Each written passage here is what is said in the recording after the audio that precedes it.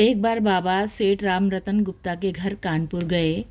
गुप्ता जी के भाई ने बाबा को मुंबई स्थित अपने आवास पर आमंत्रित किया। उन्होंने प्रिंस स्ट्रीट मुंबई का अपना पता भी दे दिया। कुछ वर्षों बाद बाबा दक्षिण भारत की यात्रा के दौरान मुंबई गुप्ता जी के घर गए।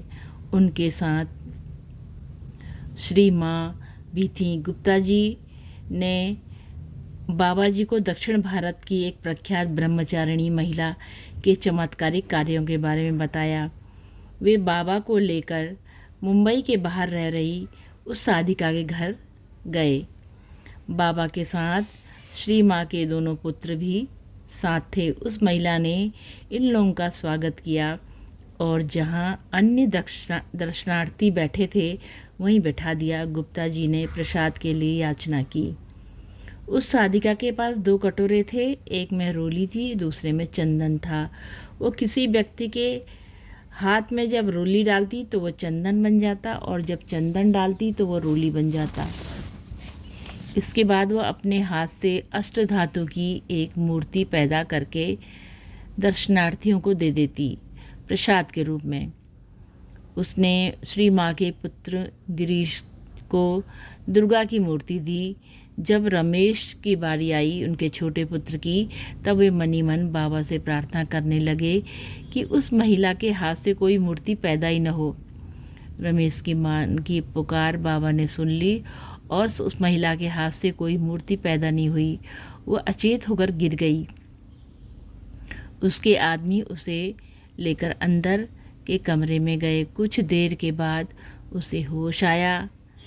इस बीच घबराहट में रमेश ने सारी बातें बाबा को बता दी।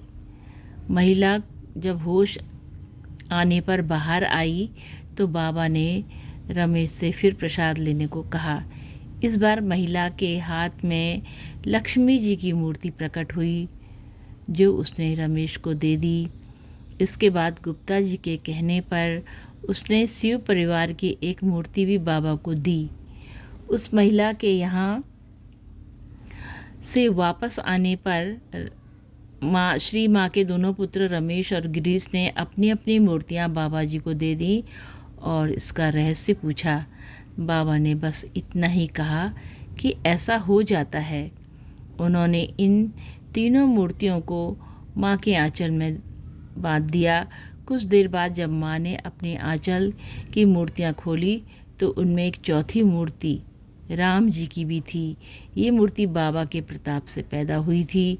ये चारों मूर्तियाँ उनके होटल में सुरक्षित हैं।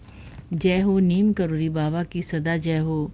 माँ सिद्धि की सदा जय हो।